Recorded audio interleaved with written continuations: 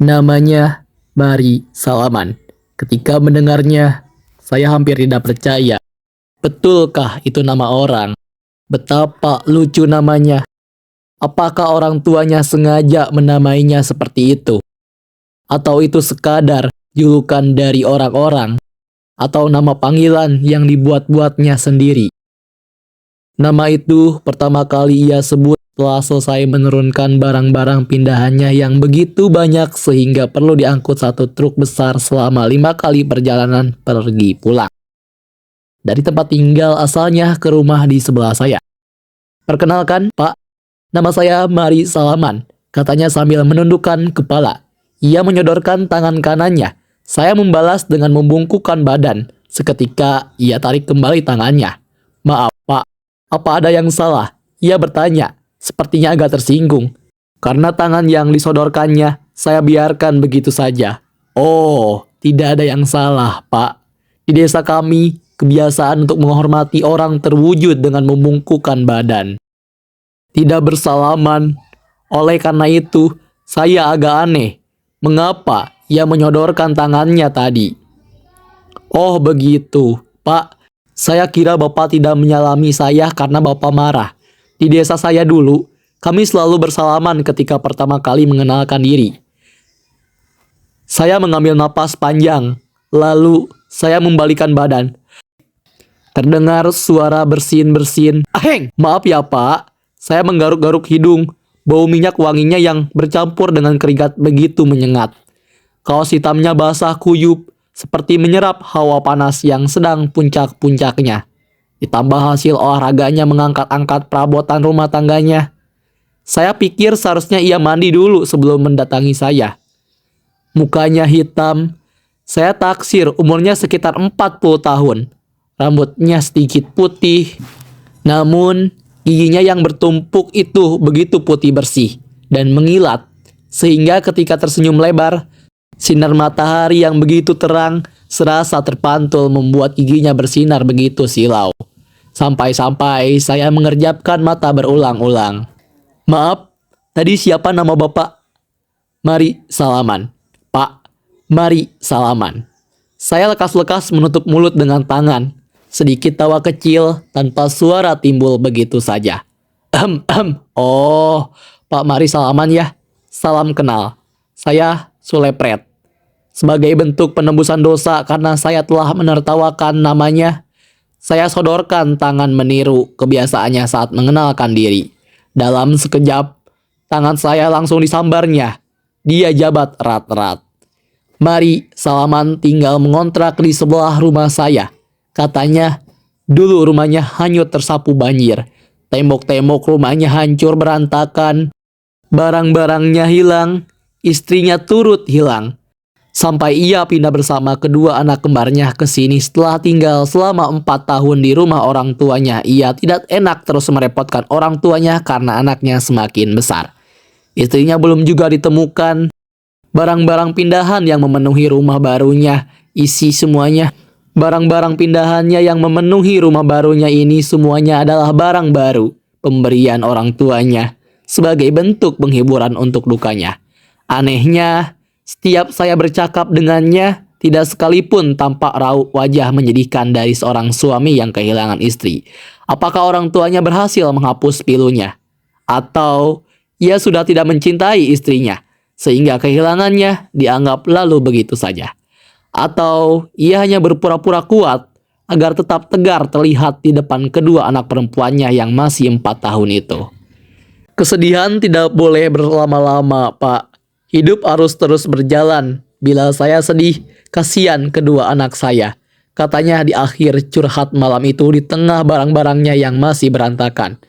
Ia sengaja mengajak saya masuk rumahnya. Mungkin tidak enak karena saya telah sedikit membantunya menurunkan barang-barang dari truk.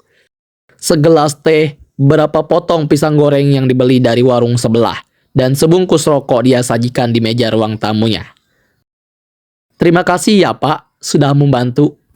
"Sama-sama, namanya juga tetangga, bantu-membantu wajib bukan?" Kedua anaknya yang sedari dalam truk sampai masuk rumah masih tertidur pulas sehingga ia harus mengendongnya satu persatu. Tiba-tiba terbangun lalu datang menghampiri. Salah seorang anak itu mengusap-usap matanya. "Oh, perkenalkan Pak Sulepret. Ini anak saya yang pertama. Ayo nak, bapaknya disalam." Anak itu mendekati saya. Rambutnya keriting panjang, kulitnya putih. Anak di sebelahnya kulitnya juga putih. Karena mari salaman begitu hitam. Saya rasa mereka seperti ibunya.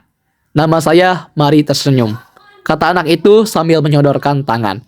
Saya tertegun. Sempat beberapa detik, saya kembali tidak percaya. Nama apa lagi ini? "Kalau ini anak kedua saya, Pak.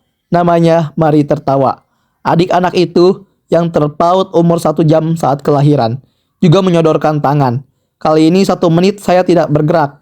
Tangan mereka saya diamkan begitu saja. Saya terpatung keheranan mendengar uniknya nama-nama mereka. Bapaknya Mari salaman, anak pertamanya Mari tersenyum, adiknya Mari tertawa, nama yang begitu aneh. Mereka lahir tepat sebelum istri saya hilang bersama banjir, Pak, 4 tahun lalu. Saya sendiri yang menamai mereka. Meskipun kata-kata Mari salaman menyiratkan kesedihan tiada tara, ia tetap saja mampu mengucapkannya dengan tersenyum lebar. Saya memejamkan mata. Sinar lampu ruang tamu serasa terpantul lewat giginya sehingga membuat senyumnya kembali menyilaukan. Saya namakan mereka seperti ini agar saya ingat, Pak. Saya tidak boleh lama-lama bersedih. Saya harus kuat. Hidup ini selalu ada masalah. Bahagia atau berpura-pura bahagia adalah jalan terbaik untuk mampu menghadapinya. Ketika saya panggil nama mereka, saya geli sendiri dan akhirnya tertawa. Karena itu, saya mampu bertahan hidup sampai sekarang. Mendengar ucapannya, saya terpekur. Betapa pilunya ia kehilangan istrinya. Betapa besar usahanya untuk tetap berjuang seorang diri. Karena istrinya belum ditemukan meninggal, ia masih berharap bisa bertemu istrinya hidup-hidup. Sampai-sampai ia memilih tidak menikah dan membesarkan kedua anaknya sendiri. Saya ceritakan kisah ini kepada istri saya. Saya pikir ia akan simpati dan mungkin mengirimkan kue enak buatan tangannya itu ke Mari salaman sebagai bentuk sambutan hangat. Tetapi ia hanya cemerut, menekuk muka seolah-olah mengabaikan ucapan saya. Sungguh berbeda dengan Mari salaman dan anaknya yang selalu senyum. Kehadiran Mari salaman dan kedua anaknya di desa kami sungguh memberi dampak baik. Sebagai orang baru, sehari setelah selesai benar ia merapikan seluruh barangnya, ia mendatangi rumah warga satu demi satu. Disalaminya, mereka dengan begitu ramah dan warga sepertinya membalas pula salamannya. Terbukti, ketika pertemuan seluruh warga di balai desa, para warga tidak sungkan saling bersalaman, meniru kebiasaan Mari salaman. Walaupun membungkukkan badan tetap dilakukan. Anak-anak Mari salaman, Mari tersenyum dan Mari tertawa, mudah berbaur dengan anak-anak warga. Mereka bermain-main di halaman balai desa, sambil tersenyum kegirangan dan tertawa terbahak-bahak. Ketika temannya jatuh, mereka tersenyum. Ketika temannya diejek, mereka tertawa. Ya begitulah, betapa indahnya kehidupan anak-anak yang mudah bahagia tanpa membawa perasaan. Tidak seperti orang dewasa. Hanya tertawaan dan senyuman yang menyelimuti hidup kedua anak itu. Sepertinya mereka mulai lupa akan derita kehilangan ibunya.